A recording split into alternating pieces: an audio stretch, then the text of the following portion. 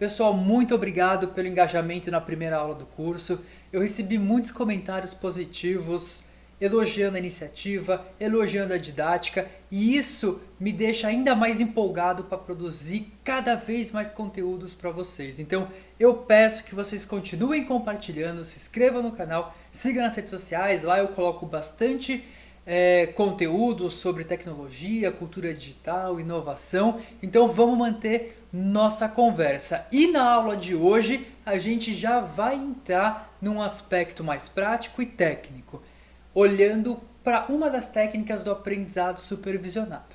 E a aula ela vai se dividir em dois momentos. No primeiro momento eu vou explicar a técnica, mostrar como ela funciona e na segunda mostrar o código. Então, para quem é da área técnica, programador, desenvolvedor, cientista da computação, engenheiro, vai poder entender a técnica e depois olhar para o código e aplicar o código. Eu vou explicar o código e disponibilizá-lo no GitHub. E mesmo para quem não é da área técnica, também pode ser uma oportunidade legal para aprender a programar. Eu vou deixar o código super comentado para que vocês entendam o que está acontecendo lá. Então, se inscreva no canal e vamos lá para a parte 2 do nosso Crash Course de Inteligência Artificial. 3, 2,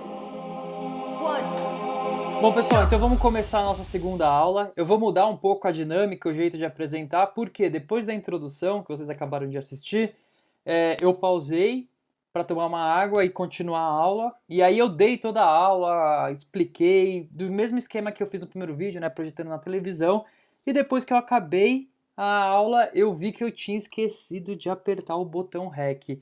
E aí eu perdi toda a aula. Na verdade, nem perdi, né? Não gravou nada. Eu passei toda a minha aula explicando pro meu sofá. Mas foi até interessante, porque agora a gente experimenta uma nova forma. Eu vou gravar a minha tela e vou explicando para vocês, porque agora a gente vai ver mais dados, mais gráficos, aí a resolução importa. Então acho que aí vai ficar um conteúdo mais adequado para a aula de hoje. Então vamos fazer esse teste. Vamos junto, então, para aula parte 2, ok? E aí a gente relembra alguns tópicos do que a gente discutiu na primeira aula. Quem não assistiu, eu vou deixar o cardzinho aqui para assistir, depois dá o like, depois se inscrever no canal e depois vem para cá para a gente continuar a aula. E a gente discutiu então que o aprendizado de máquina ele tem três principais abordagens: o supervisionado, não supervisionado e por reforço. Hoje a gente já vai começar a olhar para o aprendizado supervisionado, olhando para algumas técnicas específicas. Só que antes de começar um projeto de machine learning, o que a gente tem que saber é quais dados eu tenho, qual contexto eu estou trabalhando, né? Qual que é o cenário que eu estou trabalhando e o que eu quero que meu modelo preveja. Eu quero que meu modelo preveja valores discretos ou valores contínuos. Isso é muito importante, porque dependendo dos dados e do que eu quero que meu modelo faça, eu vou ter técnicas diferentes. Então, valores discretos são aqueles em que eu quero prever valores categóricos, né? É fraude, não é fraude? Eu dou um medicamento A, B ou C para o paciente? Um e-mail é spam ou não é spam? Né? Então, tudo isso são valores discretos. Mas em outros casos eu vou ter valores contínuos. Por exemplo, eu quero saber um valor, a possibilidade, né, de um valor de uma ação daqui, sei lá, 2 meses. Eu quero predizer, né, fazer a predição do valor do preço de metro quadrado numa região de São Paulo em janeiro do ano que vem. E assim por diante. Então são valores que são contínuos, estão dentro do intervalo, dentro de um range de valores. Então, ele diferente daqueles que são discretos. Para deixar isso ainda mais didático, eu peguei dois datasets aqui que circulam bastante na comunidade de Machine Learning.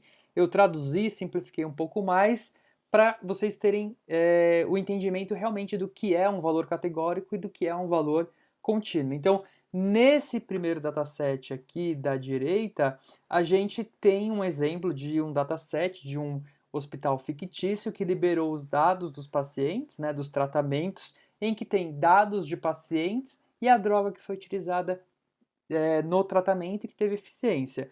Esse dataset aqui está anonimizado, né? Eu fiz um vídeo sobre anonimização, privacidade de dados, também deixo o cardzinho aqui.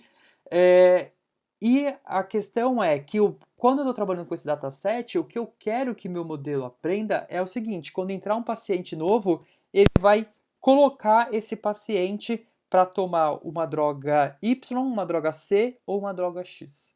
Então aqui eu tenho um dataset que eu estou trabalhando com valores que são categóricos, ou seja, com valores discretos. No dataset da esquerda é diferente, porque aqui eu tenho o motor, né, o motor 2.0 e o quanto ele emitiu de CO2. Aqui eu posso reparar que são valores contínuos. Eu não tenho classes específicas. Eu tenho um intervalo de valor que varia, sei lá, entre 100 e 400 e os motores eles ficam ali variando dentro desse intervalo. Então essa é a grande diferença. E aí quando eu tenho um dataset com valores e o que eu quero prever são valores, por exemplo, a droga, que é um valor categórico, eu consigo trabalhar com técnicas de classificação. E quando eu tenho valores que são contínuos, aí eu posso usar as técnicas de regressão, que é o que a gente vai olhar. A gente vai olhar bastante para técnicas de regressão, a gente vai trabalhar inclusive com esse dataset aqui da direita. Só que antes da gente avançar, eu vou fazer alguns comentários importantes sobre nomenclaturas que vocês vão ouvir bastante. E a primeira delas é features, tá vendo aqui, ó, embaixo, features. O que são as features? Features é o nome usado na área de machine learning, na comunidade de machine learning, e quer dizer, por exemplo, as variáveis de entrada. Então, dentro desse meu dataset aqui do hospital, eu tenho uma feature que é a idade, a feature sexo, a feature pressão arterial e a feature colesterol. E a droga? A droga é uma feature? Nesse caso, nesse exemplo, eu não vou entender isso como uma feature, eu vou entender isso como o label, tá vendo? Porque lembra que a gente falou, o aprendizado supervisionado, ele precisa estar rotulado, ele precisa estar etiquetado, então essa é a etiqueta dos dados, tá vendo? Então o paciente de 23 anos, que é mulher, que tem pressão arterial alta, colesterol alto, tomou a droga Y e teve sucesso. Então, droga Y aqui é o que rotula o tratamento desse paciente, ok? Então, aqui, esse campo droga são os labels, ok? E as features são esses outros aqui.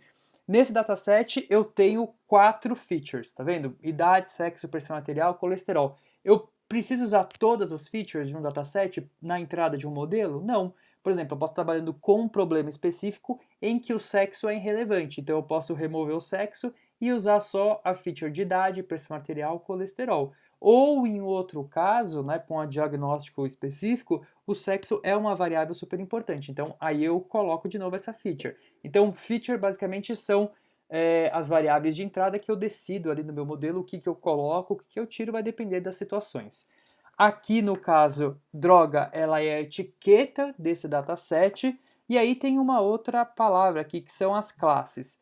Classes são os valores possíveis das etiquetas. Então, nesse exemplo desse dataset, quantas classes eu tenho? Eu tenho a droga Y, a droga C, a droga X. Então, eu tenho 3 classes, ou seja, quando eu treinar um modelo de classificação, ele vai sempre gerar um output para 3 classes, para a droga Y, para a droga C ou para a droga X. Eu preciso ter 3 classes? Não, eu posso ter os sistemas que são multiclasses, ou seja, trabalham com várias classes, ou eu posso ter sistemas que trabalham com 2 classes. Por exemplo, eu vou fazer um sistema que vai identificar se é spam ou não é spam. Então, nesse caso, eu trabalho com 2 classes, spam ou não spam, tá bom? Então, essas são nomenclaturas. E quando a gente trabalha com valores discretos, aí a gente pode dar um outro nome, né? Que também o pessoal da estatística trabalha bastante, que é variável independente e variável dependente, sendo que variável independente é aquela que existe por si só, é aquela que eu vou usar para entrar os dados, e a variável dependente é aquela que eu quero prever. Então, nesse caso, o motor é a variável independente, porque eu vou pegar o meu modelo, vou treinar com esse dataset que está aqui, e aí eu vou entrar com um motor novo, que ele nunca viu, um motor, por exemplo, 5.0, que não tem aqui. E aí ele vai fazer a predição, né, vai prever o valor de emissão de CO2, que é a variável dependente. Então, só alguns detalhes aí para vocês já começarem a se familiarizarem mais com os termos, ok? Lembrando, então, que o aprendizado supervisionado, o que eu consigo fazer são classificações quando eu tenho dados que estão rotulados e eles são discretos, são categóricos. Então eu consigo separar cruzinha de bolinha. A cruzinha pode ser e-mails que são spam e as bolinhas e-mail que não são spams.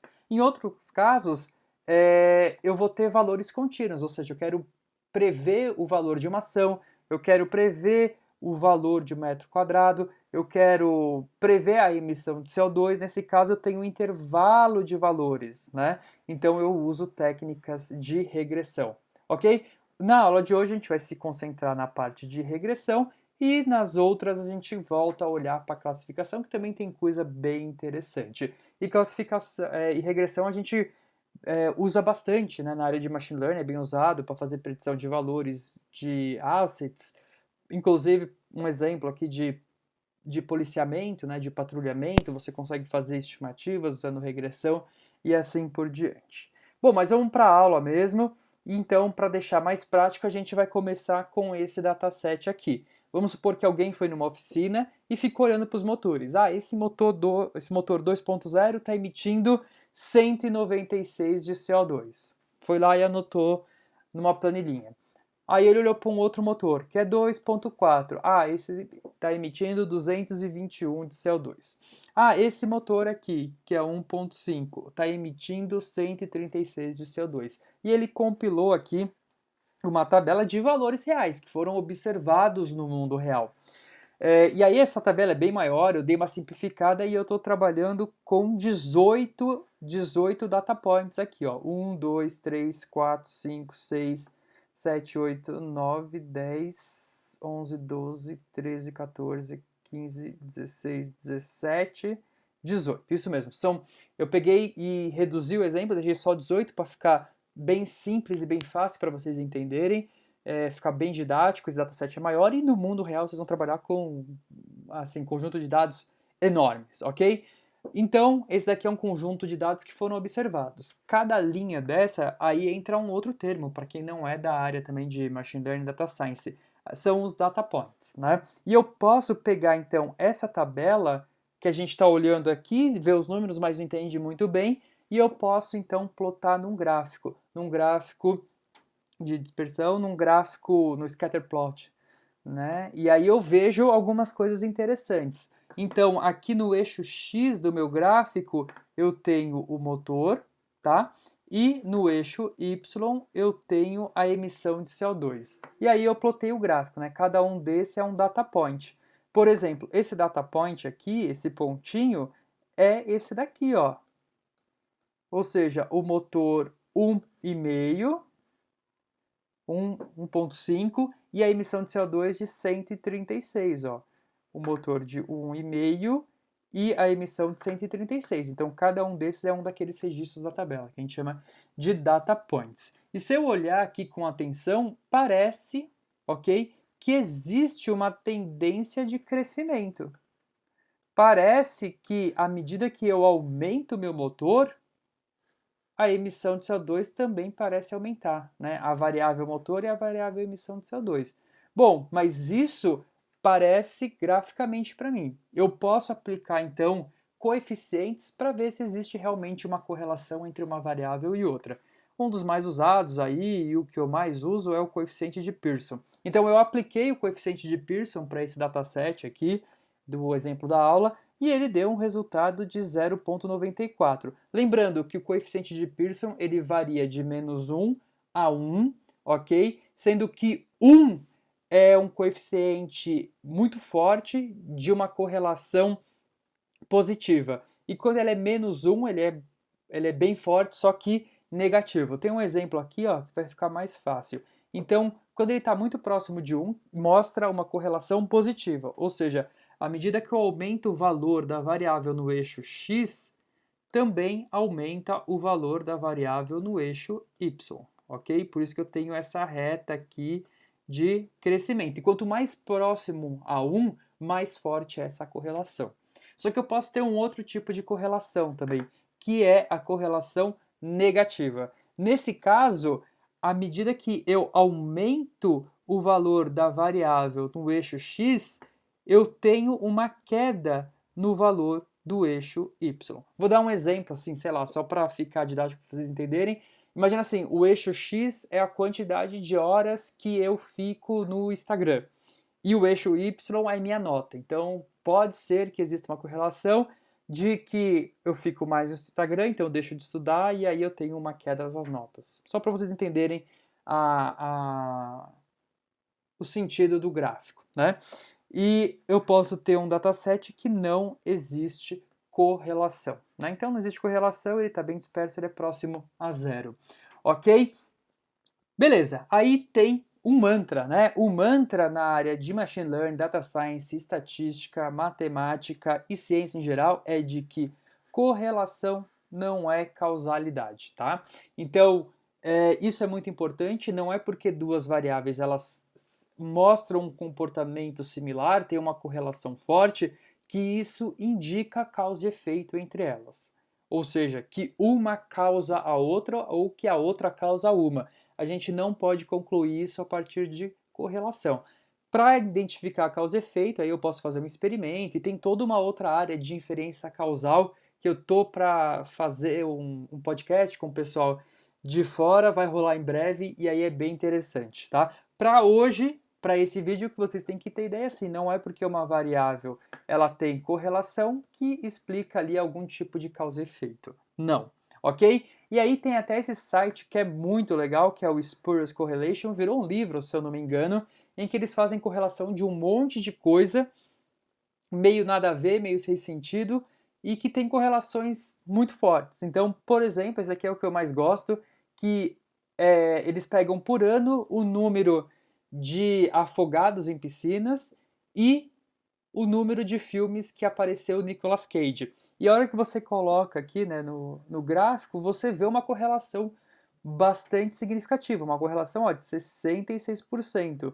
Ou seja, quando o Nicolas Cage aparece mais em filmes, também tem um aumento de afogamento. Então, o que a gente vai fazer é pedir para o Nicolas Cage não mais fazer filme para as pessoas não morrerem afogadas, né? Tá vendo como isso é um absurdo? Então, esse gráfico mostra o absurdo, mostra uma correlação que tem ali uma força, mas que não explica nada. Então, por isso que correlação não é causalidade. Sabia que cada vez que o Chaves respira, morre uma pessoa na China? Essa nem eu mesmo sabia. É claro. Mas se eu parar de respirar, então quem morre sou eu. Não, Chaves, o que eu quero dizer... Porque eu não tenho culpa se os chineses morrem quando eu respiro. Claro, Eu olha... nem sequer... Ai, cale-se, cale-se, cale-se, você nos deixa loucos! Ok? Então, agora que a gente já sabe isso, a gente vai entrar na parte mais prática. E a gente vai começar a trabalhar com o nosso dataset aqui, em que eu tenho o motor, certo? O motor 2.0 emitiu 196 de CO2. E agora o que eu quero fazer? Eu quero treinar um modelo em que eu possa depois entrar com um motor que ele nunca viu e ele preveja qual será a possível emissão de CO2. Por exemplo, o motor 5.0. Não tem aqui, ó, no nosso dataset, não existe o motor 5.0. Eu posso chutar, ok? Mas é um chute. Mas eu posso então usar o modelo que, com base nesse dataset aqui, ele consiga prever e estimar um valor possível para a emissão de CO2, ok? E é isso que a gente vai fazer agora. E aí a gente entra numa receita aqui, em que nessa parte aqui eu tenho o meu dado, né? Eu tenho os meus dados aqui, e aí eu fiz dessa forma já para tentar explicar e desmistificar duas coisas que vocês vão escutar bastante, que são algoritmos e modelos.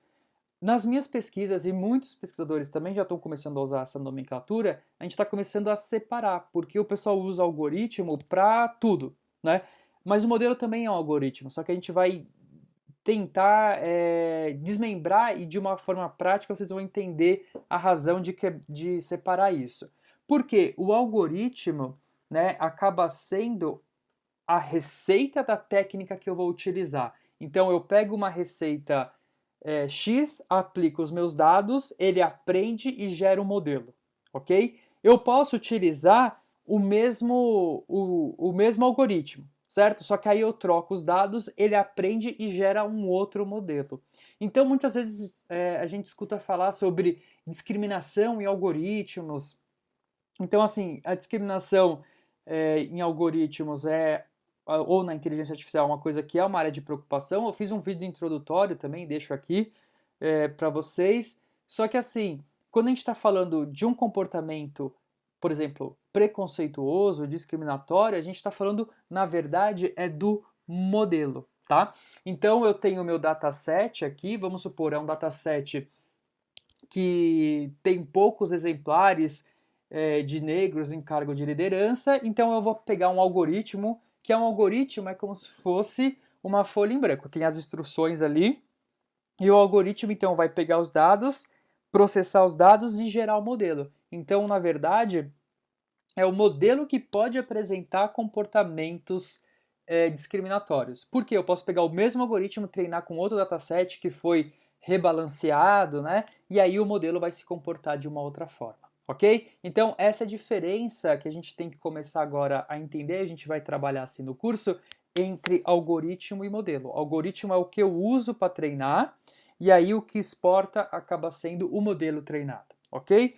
E é isso que a gente vai fazer agora. Então eu vou pegar aqui esse meu dataset e vou treinar no algoritmo para gerar um modelo. Nesse caso aqui, o algoritmo é um algoritmo simples, é um algoritmo que faz o cálculo da média. Ou seja, é um algoritmo que vai vir aqui, pegar todos esses valores, somar, dividir pela quantidade de elementos e gerar média, é isso, né? E aí o modelo vai ser isso, vai ser o valor da média. Por quê? Agora, como eu não sei, como eu não tenho um motor aqui 5.0, eu vou fazer uma estimativa assim, ó, o motor 5.0 é a média de todos esses motores. É um modelo bom? Vamos ver agora se é um modelo bom, tá? Mas é um modelo simples, ele só vai pegar a média dos valores e aí quando entrar um valor novo, ele atribui, por exemplo, a emissão de CO2 à média de emissão de CO2 do dataset. Ok? Que nesse caso é 267. E aí o que eu fiz? Só para ficar mais fácil, eu plotei aqui uma reta, né? Que é a reta da média. Então, aqui, essa reta representa basicamente o meu modelo. Então, todos os dados que o meu modelo vai fazer a predição vai estar aqui dentro dessa reta. Mas será que ela representa bem o meu modelo? É uma média, né? Uma média, vamos ver agora se nesse caso representa bem. Ó, aqui eu tenho um data point que está aqui, o valor real dele está aqui, né? Em 136.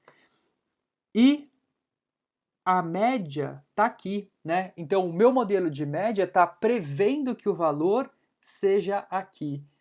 Então, ele está distante, né? Então, tem uma distância a ser percorrida entre o valor real e o valor que o meu modelo vai prever. Então, aqui eu tenho um erro, e um erro grande. Aqui, talvez, um erro menor, mas aqui é grande, aqui é grande, aqui é grande.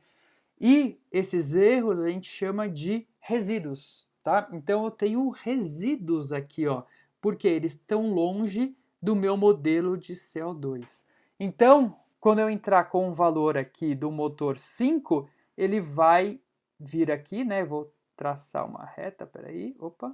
Eu traço uma reta e ele vai dar o valor lá de, qual era o valor que a gente achar, 267. Então, para todo valor que entrar, ele vai prever o valor de 267. Um modelo assim, que é a média, né? Um modelo super simples, só para vocês entenderem. Bom, então eu posso treinar usando ainda esse dataset para chegar num algoritmo, né, de repente usar um algoritmo melhor para chegar num modelo mais adequado.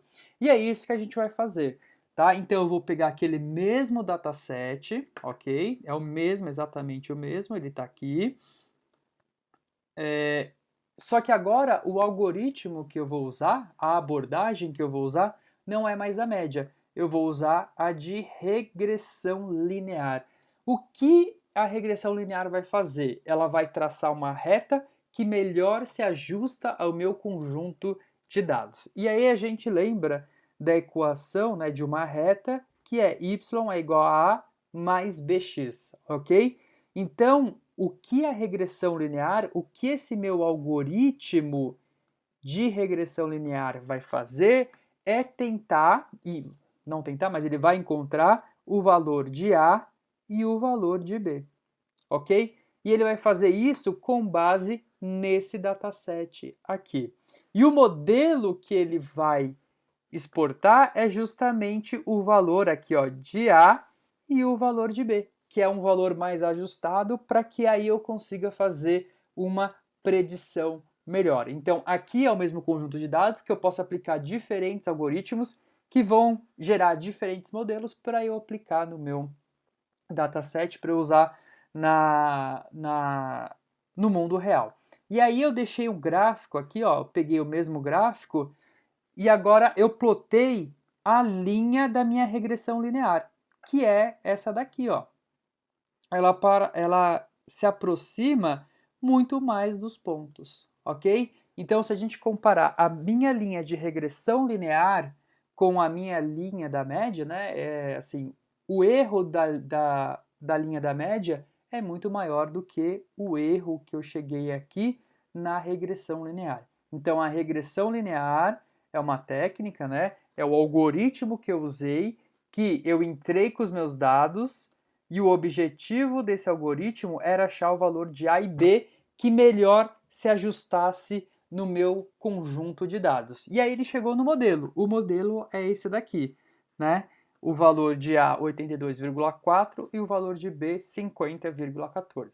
E se eu mudar o dataset aqui, se for um outro dataset, ok, eu posso continuar usando o mesmo algoritmo de regressão linear. E aí ele vai chegar num valor de A e B, que vai ser esse daqui? Não, né? Vai ser um valor ajustado para aquele dataset. Por isso que existe a diferença entre algoritmo e também modelo, ok? Então, nesse caso aqui, ó, a gente pode ver que os resíduos, ou seja, que a diferença entre os valores reais e o valor previsto é muito menor, tá? Então, se eu precisar agora prever o valor daquele motor 5.0, o que eu faço? É só eu substituir aqui, ó, colocar o 5 no lugar do x e dar o valor de 333.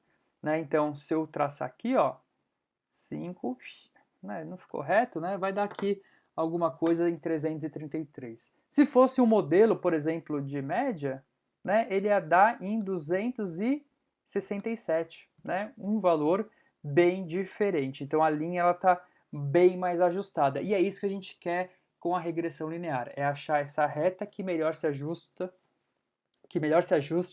ao meu conjunto de dados, ok? E aí, uma vez que eu achei o meu modelo, aí eu posso só aplicar os valores que ele vai fazer as predições. Certo? Mas e aí? Como é que a gente chega, como é que a gente acha essa bendita reta?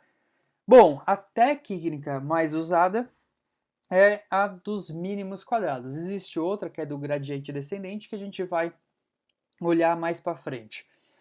Bom, a técnica dos mínimos quadrados, ó, eu coloquei um texto aqui bem formal, explicativo, que é um método não interativo. Por que não interativo? Porque ele executa tudo de uma vez, a fórmula, que ajusta um modelo, tá vendo? O modelo. É esse modelo aqui, ó, certo? Ele vai ajustar esse modelo aqui, ó.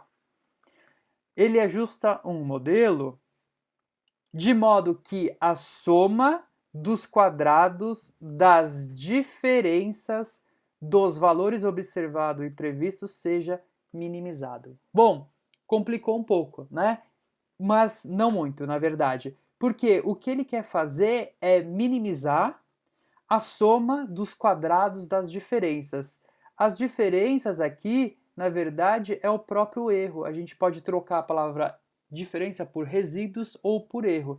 Então, basicamente, o que o meu modelo vai querer fazer é justamente isso daqui, tá vendo? Aqui era a minha linha da média. Olha como os resíduos estão muito maiores aqui.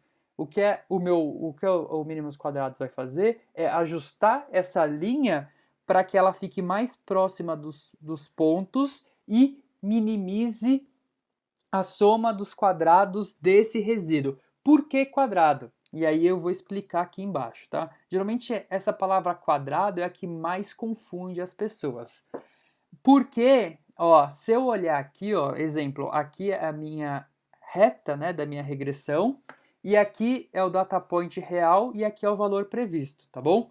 Então, o valor real é de 136, o valor previsto é de 158. Se eu subtraio, eu tenho um resíduo de menos 21,69, que é um erro, né? Eu tenho um erro de 21,69. Só que esse data point, especificamente, ele está abaixo da linha. Então, o valor vai ser negativo, ok?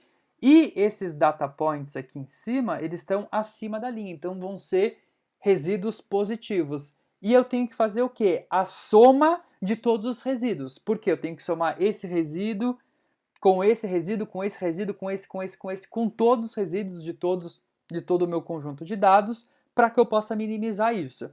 Só o que acontece, se eu tenho data points que estão abaixo, que estão negativo, e data points que estão acima, que são positivos, um acaba anulando o outro. Então o que eu faço? Eu elevo ao quadrado para todos os valores ficarem positivos. Então basicamente o que essa técnica está fazendo é, eu calculo o resíduo, né, o erro de todos, elevo ao quadrado para ficar todos positivos e eu tento somo tudo e vou encontrar a melhor reta, ok? Então essa é a ideia.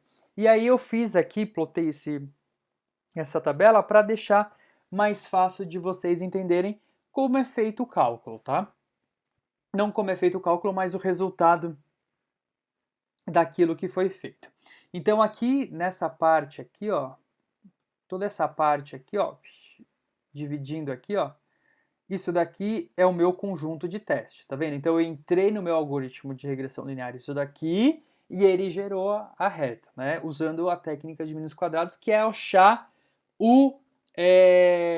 a soma, minimizar, né, a soma dos quadrados dos resíduos, dos erros, né? Ou das diferenças. Depende, cada um usa um nome, então às vezes fica confuso, certo? E na hora que eu acho a reta, eu posso fazer os cálculos dos resíduos aqui. Por exemplo, essa reta aqui, ó, está representada nessa tabela. Então, eu tenho uma emissão que é real, né, do meu modelo, que é o motor 2.0, ok? A emissão real foi de 196, só que no ajuste da reta ele foi de 183, ok? Então tem uma diferença. Por quê? Eu tenho um conjunto de dados, esses dados até que estão organizados, mas geralmente é disperso. Eu não tenho uma linha que passe por cima de todos os pontos.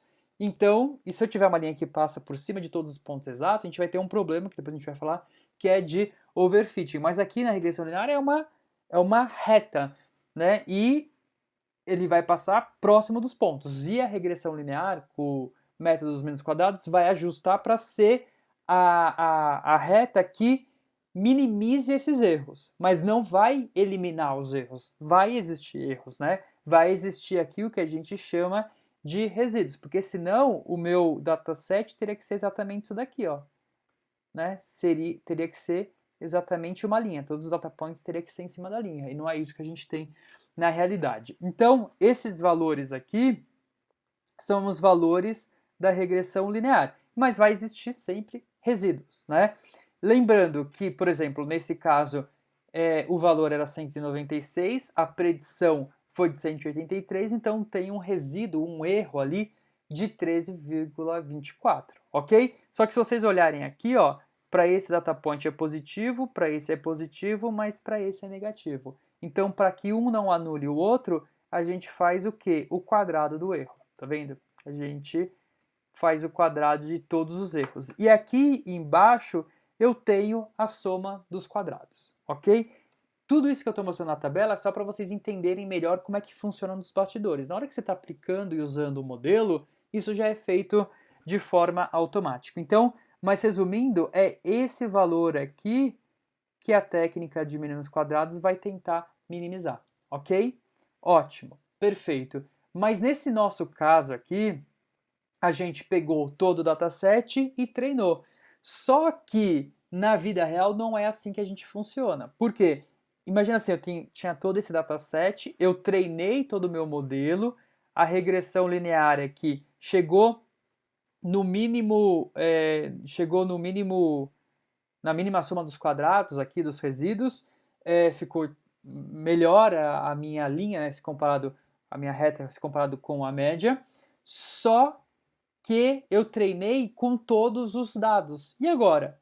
Como é que eu sei como ele está se comportando com dados que ele nunca viu? Será que o meu modelo está generalizando bem? Por quê? Vamos voltar aqui em cima de novo, né? A ideia é pegar um algoritmo, treinar a partir dos dados, gerar um modelo. E aí esse modelo eu vou colocar no mundão para rodar. Mas será que esse modelo está bem? Como é que eu faço a avaliação desse modelo se na verdade eu usei todos os dados para treinar? Ok? Então aí entra uma técnica importante que é dividir o meu dataset em um dataset de treino em um dataset de teste. Ou seja, eu vou pegar o conjunto de dados que eu tenho, né, total, e vou reservar uma parte para treinar o modelo e uma outra parte menor só para validar e fazer os testes. Então a gente está falando assim, eu vou pegar o meu dataset e 90% dos dados eu vou deixar para treinar o modelo e 10% para avaliar, ou 80% para treinar o modelo, 20% para avaliar, ou 70%, 30%. Aqui, no caso, eu fiz exatamente isso. Eu apliquei uma técnica que chama Train Test Split, eu só divido o dataset. Tem outras técnicas de validação cruzada que a gente vai ver depois. Mas basicamente o que eu fiz foi dividir meu dataset em dois. Em dataset de treino e em um dataset de teste. Ok? Então, nesse caso aqui, eu tinha 18 data points aqui, né, 18 registros, e no meu algoritmo, lá no meu modelo, ele quebrou em 80% dos dados para fazer o treino e 20% para fazer o teste, tá? E aí ele selecionou de forma aleatória. Então ele pegou esse valor, removeu do dataset, jogou para cá. Pegou esses outros dois, removeu do dataset de treino e jogou para o dataset de teste, ok? Então agora eu vou ter um dataset de treino e um dataset de teste. Então eu vou usar esse conjunto de dados aqui para treinar o meu modelo e esse outro conjunto de dados aqui só para testar o modelo, tá bom? E é isso que a gente vai fazer agora, ó, tá vendo? Eu vou pegar de novo aquela mesma receita. Vou pegar o meu conjunto de dados, agora os dados de treino, né, que é esse dataset. Vou, então, colocar como input do meu algoritmo de regressão linear, né? O meu algoritmo de regressão linear, qual que é o objetivo?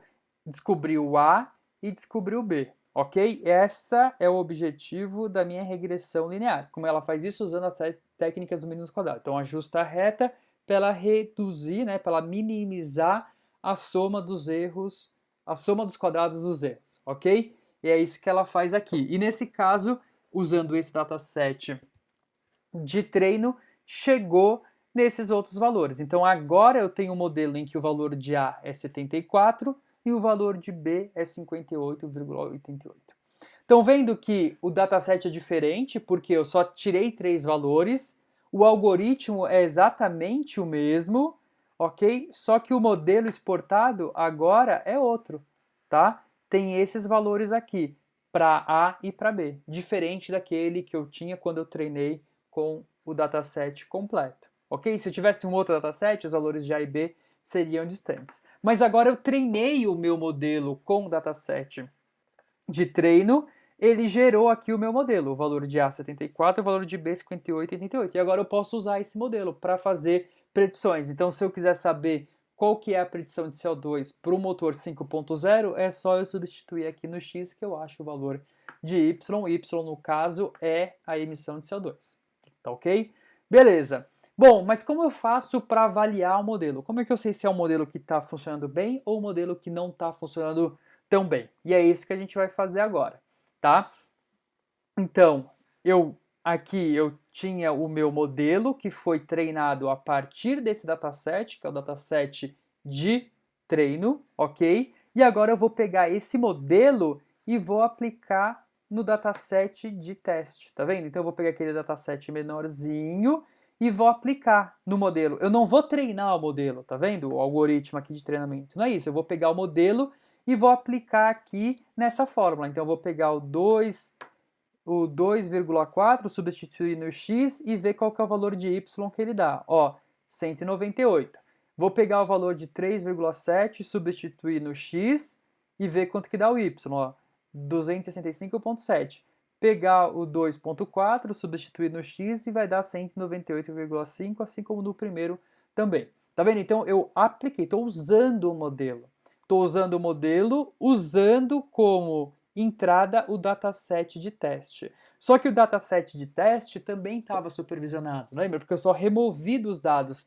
E aqui no dataset de teste, ó, eu tinha os valores corretos, tá vendo? Então, por isso que eu uso o dataset de teste, porque eu consigo fazer a avaliação, porque é um pedaço de um conjunto de dados que são dados que foram observados. Então, eu sei que o 2.4 ele emite 221, tá? Mas agora eu vou aplicar no modelo o valor do motor para saber quanto que ele vai fazer a predição. E ele fez uma predição aqui, ó, de 198. Então, eu posso fazer algumas avaliações agora. O que eu posso fazer, por exemplo? A avaliação começando com os resíduos. Então, se o valor real é 221 e o modelo preveu 198,5, né? Estou arredondando aqui, o erro é de 22, tá? Menos 22, o resíduo. Aqui, nesse caso, o valor real que tinha no dataset era 267, mas na hora que eu entrei com o dado do motor, o valor de predição foi 265,7, né? Na hora que arredondou aqui, menos 1, tá? No Excel arredondou aqui. Na hora que eu entrei com o motor de 2.4, o valor que ele previu foi 198,5. Só que naquele motor, e esse motor é 2.4, esse motor é 2.4, mas são dois motores que tinham comportamentos diferentes no mundo real, né? Era 212, então o erro é de menos 13. Tá vendo que eles estão negativos? Por isso que eu faço o quadrado dos erros. E aí eu chego aqui nos quadrados dos erros e posso fazer um primeiro indicador, que é a soma do erro quadrático, né? Ou a soma do quadrado dos erros, soma do quadrado dos resíduos, soma do quadrado das diferenças, né? São vários nomes para essa soma aqui da diferença entre o valor real e o valor previsto. Eu consigo fazer isso porque eu peguei o dataset de teste. Se eu não tivesse o dataset de teste, eu ia entrar com o valor 5, ele ia fazer a previsão do valor 5, mas eu não tenho um valor verdadeiro, né, de quanto emite o valor 5, então eu não saberia avaliar. Por isso que é importante dividir o dataset, ok? E aí tem algumas outras métricas, eu vou comentar de duas específicas, tá? Uma é o erro médio absoluto, né, que eu faço o valor absoluto do erro médio, ou seja, fica positivo, e um outro é o raiz do erro quadrático médio, tá? Em inglês é RMSE, que é Root Mean Squared Error, que é muito utilizado também. As duas são bem importantes. A diferença entre os dois é que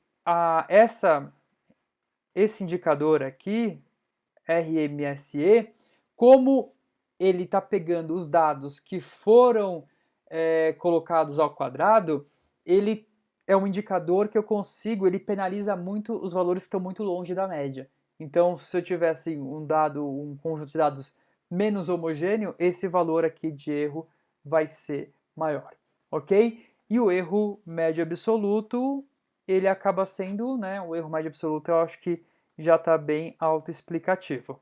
A grande sacada da diferença é justamente o RMSE, que ele vai, então, se o meu dataset tiver muitos valores acima ou muito longe da média, ele tende a dar um erro maior, ele pune mais isso, ok? Depois a gente pode fazer vídeos somente sobre métricas, porque é importante. Aqui é para dar um panorama e uma visão geral. E um outro indicador importante desse daqui é o R2, tá? E o R2 eu fiz um outro slide para explicar um pouquinho com mais detalhes sobre o que é esse R2, R quadrado, né, como chama, que na verdade é o coeficiente de determinação. Tem uma fórmula aqui, tá, para deixar mais formal, eu nem vou passar por ela para o vídeo não ficar longo, tá aqui no slide, e aí tá explicado aqui, porque eu fiz uma adaptação da fórmula para vocês entenderem como ela funciona, tá? Então, basicamente, ó, se eu olhar aqui para a fórmula, ele está falando que o cálculo do R ao quadrado é 1 menos a soma total dos quadrados do resíduo, ou seja, do erro, e a soma dos quadrados total, tá? Vamos entender como funciona isso. Então, lembra quando a gente traçou a média, tá vendo? eu tenho a linha média que eu vou usar como baseline aqui. E nesse caso, ó, que é essa variável aqui, ó, que é a soma, ó, que é a soma total dos quadrados, eu vou somar todos os erros aqui, ok? E eu vou, isso para média, né? Só que depois que eu tenho a minha reta da regressão linear, eu também vou somar aqui esses erros em relação à reta, que gera aqui a soma dos quadrados do resíduo, ok? Do erro, da diferença.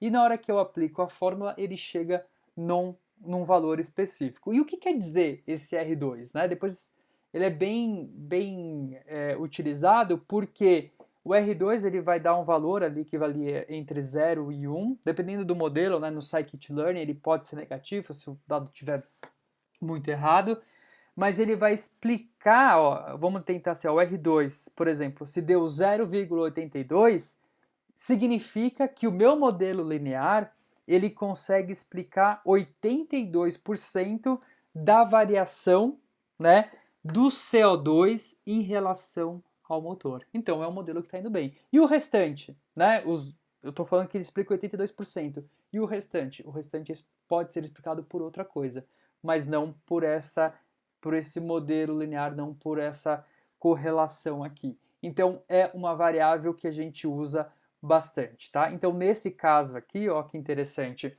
na hora que eu treinei o meu modelo e apliquei no dataset de teste, no dataset de teste o R2 é de 0,77, ou seja, essa regressão linear está explicando 77% da variação do CO2 com o motor, ok? Então são métricas, então eu não consigo criar acurácia, né? A acurácia é uma técnica, né, uma métrica, melhor dizendo, que eu vou usar mais para a área de classificação, né? Então aqui é algo bem introdutório para vocês saberem que existem essas métricas e aí eu posso comparar um modelo com o outro, né? Hoje tem muitas competições aí na internet de machine learning e aí eu posso fazer competições em que eu vou comparar, por exemplo, o erro médio absoluto de vários modelos usando o mesmo dataset, o erro a raiz do erro quadrático médio, né, o RMC, e o R ao quadrado dos modelos para ver qual modelo está se comportando. E aí, dependendo do que eu quero, por exemplo, o RMC pode ser mais importante para mim. E aí, só para já começar a encaminhar para o final dessa parte mais teórica, para a gente ver no código como isso funciona, eu trago aqui para vocês um exemplo que é o quarteto de Anscombe, tá? Que é do Frank Anscombe, que foi um estatístico, e ele apresentou assim esse quarteto, que são 4 conjuntos de dados exemplos, que mostra a importância de você plotar graficamente. Porque esse conjunto de dados, todos eles têm, se eles forem para alguns critérios de estatística descritiva, ele tem os mesmos valores, por exemplo, média, desvio padrão, etc. Mas aqui, quando a gente posta no gráfico, você vê que o comportamento é diferente, também você identifica outliers, né? Então, a hora que você vê visualmente, você tem um insight melhor do seu modelo. E o que a gente viu aqui foi a regressão linear, ou seja, aquela fórmula, né, que eu quero chegar, aquela equação, na verdade, y igual a mais bx, ela traça uma reta. Mas geralmente eu tenho fenômenos que não são retas, não são linhas retas. E aí eu vou ter outros modelos de regressão não lineares. Então, por exemplo, aqui é um caso, né, inclusive atual, que é o do coronavírus. Então aqui é a total de casos, né, e o crescimento aqui eu tenho um modelo exponencial. Então isso foi uma introdução sobre regressão linear, que é um dos modelos usado para trabalhar com valores contínuos, ok? Então foi um overview, obviamente, deu 48 minutos até agora, mas para introduzir e trazer um olhar mais prático. E agora eu vou mostrar o código para vocês, tá bom? Vou disponibilizar no GitHub, disponibilizar o código e o dataset para vocês brincarem. E não se esqueçam de seguir nas redes sociais, no Instagram, no Twitter, e vamos conversando, postem as dúvidas, postem o que vocês querem mais ouvir também de vídeos, e a gente vai fazer mais umas 2 aulas desse Crash Course para vocês também saberem coisas sobre classificação, Ok? Então, essa foi um vídeo mais introdutório e agora a gente vai para a parte prática. Então, mantenha aí. Agora, eu estou usando o Google Colab. Quem não conhece, é um ambiente disponibilizado pelo Google, de notebook mesmo. Então, você coloca o código, consegue executar os trechos. E ele é bem legal porque aqui no Runtime você consegue selecionar o tipo de hardware que você quer usar. Se você quer processar na GPU ou nas TPUs. Isso é muito bom para quando você está trabalhando com modelos de Deep Learning. Como a gente vai fazer regressão linear, que é um modelo, né, chamado de Shallow Learning, né, mas não é tão profundo, e a quantidade de dados que a gente está usando, ele não é tão grande assim, a gente pode rodar numa CPU mesmo, não tem problema. Poderia rodar no próprio computador local aqui no meu MacBook, que não teria nenhum problema, tá? Mas eu estou usando esse ambiente para depois compartilhar com vocês. Vou deixar o link na descrição do vídeo, tanto para esse notebook, como também para o código-fonte em Python para vocês executarem localmente, ok? Então, eu vou começar aqui comentando dos códigos, né? Então, a primeira ação que a gente tem que fazer é fazer a importação das bibliotecas que a gente vai trabalhar. Então, Matplotlib é a biblioteca que a gente usa para plotar os gráficos, né? O Pandas é a biblioteca que a gente vai usar para criar os data frames, né, para manipular os dados. E o mais importante aqui é o Scikit-learn. Né? Então, o Scikit-learn é esse framework muito legal para aprendizado de máquina. Tem vários modelos implementados e o que a gente vai usar aqui é o modelo de regressão linear. Tá? E além disso, eu vou importar algumas métricas, tá? Uma das métricas é o R2, né, o R ao quadrado, o mean squared error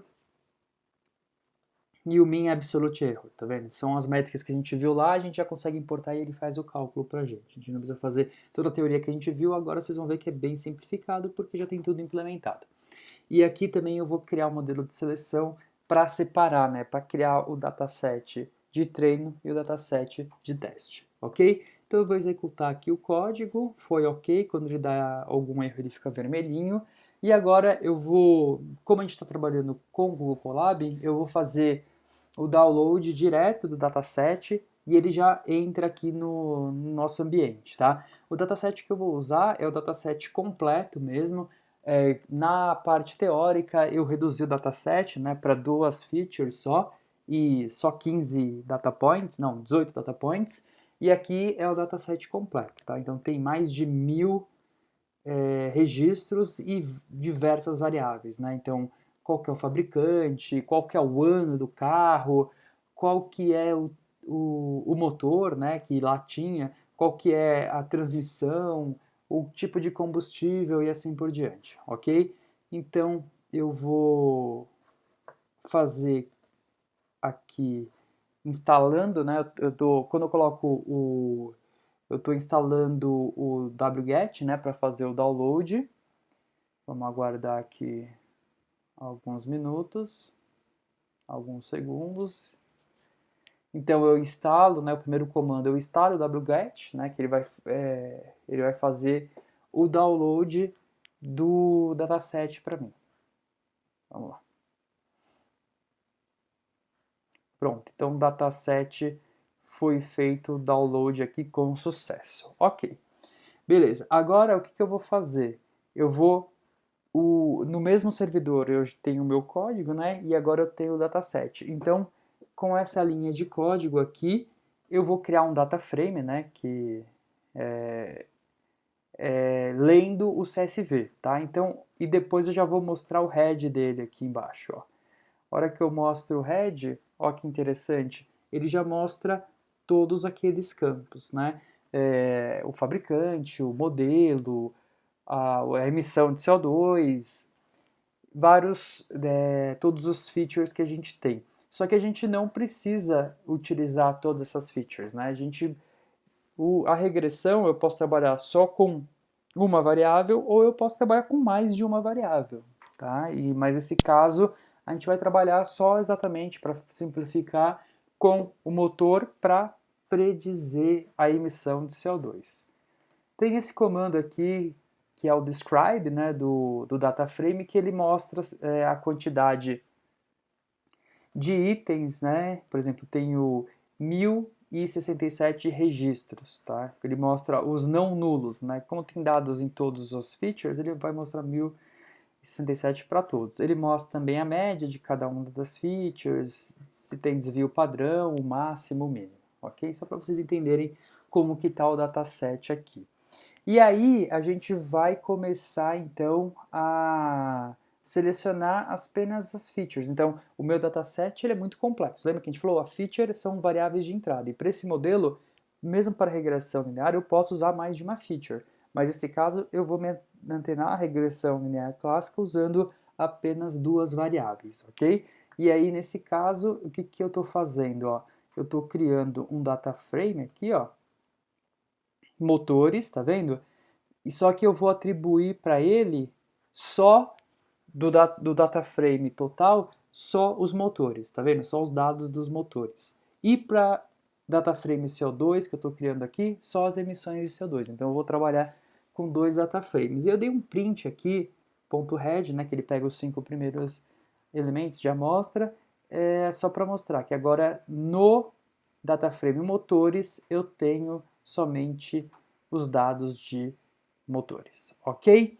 E agora entra um ponto importante que a gente discutiu na aula teórica, eu vou mostrar aqui para vocês, que é quebrar o dataset, né? Então eu preciso quebrar o meu dataset inteiro em dois, né? Em uma parte de treino e uma parte de teste. E é isso que a gente faz aqui com essa linha de código. Eu estou usando aqui o train test split, né, do scikit-learn, e aí eu passo as variáveis, eu preciso dos motores e do CO2. E aí ele vai criar, então, aqui para mim, 4 data frames já quebrando para mim. Então ele vai criar, eu dei os nomes, né, de motor treino, então vai ter os dados de motores do dataset de treinamento, os dados de motores para teste, os dados de CO2 de treino e os dados de CO2 de teste. Ele já organiza, obviamente, os pares, né, para não embaralhar.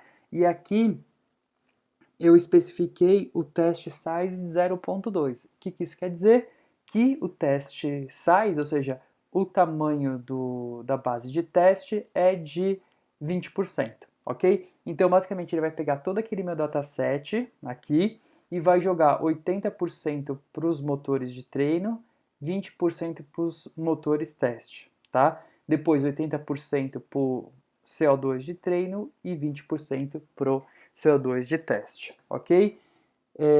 Beleza. E uma coisa que eu posso fazer agora é que eu tenho o meu dataset quebrado, então com esse código aqui, basicamente o que eu estou fazendo é isso daqui, ó, quebrando, né? E agora eu tenho o meu dataset de treino, só que aqui eu tenho duas, eu tenho um data frame para o motor e um data frame para o CO2. E uma coisa que a gente viu bastante é sobre gráfico, né? Então vamos plotar nosso gráfico aqui para entender a distribuição dele.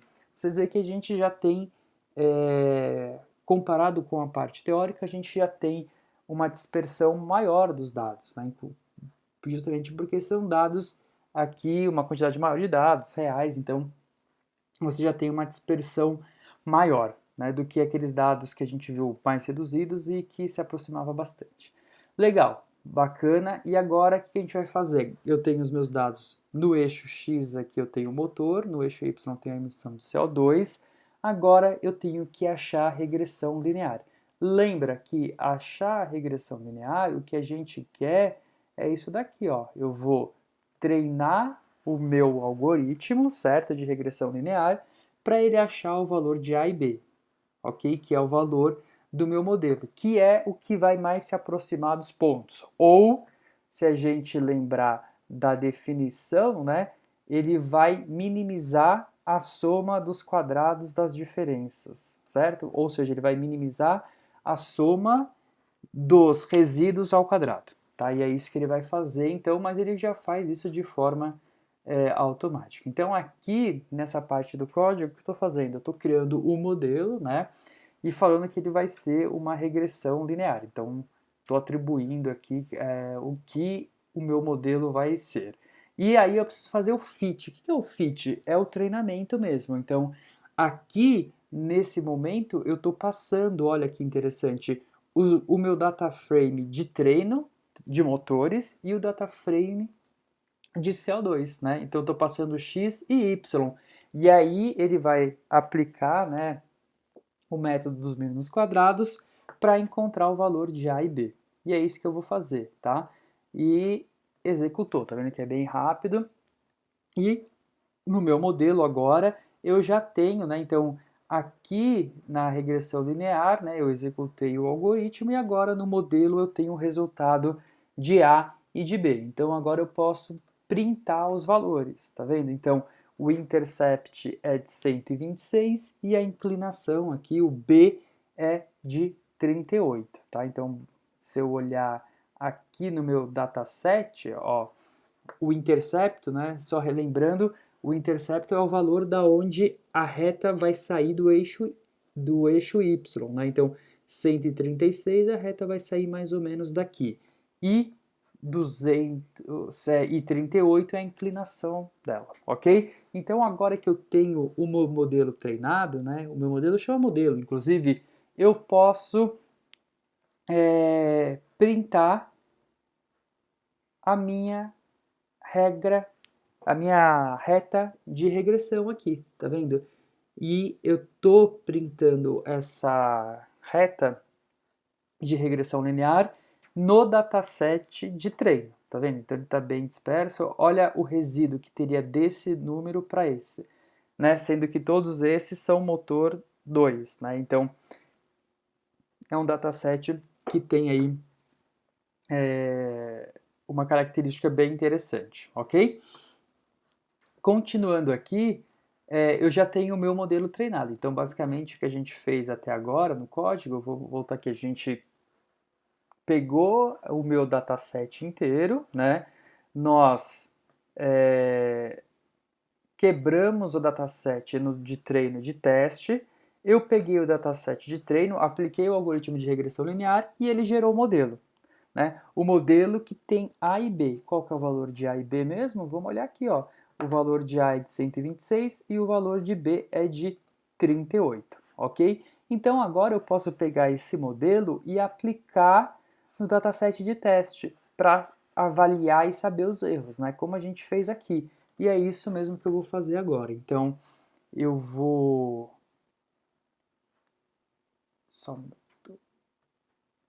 Eu vou executar, né, o dataset, o modelo no dataset de teste. Então, o que eu estou fazendo aqui?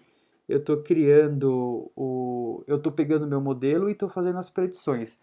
Fazendo as predições como?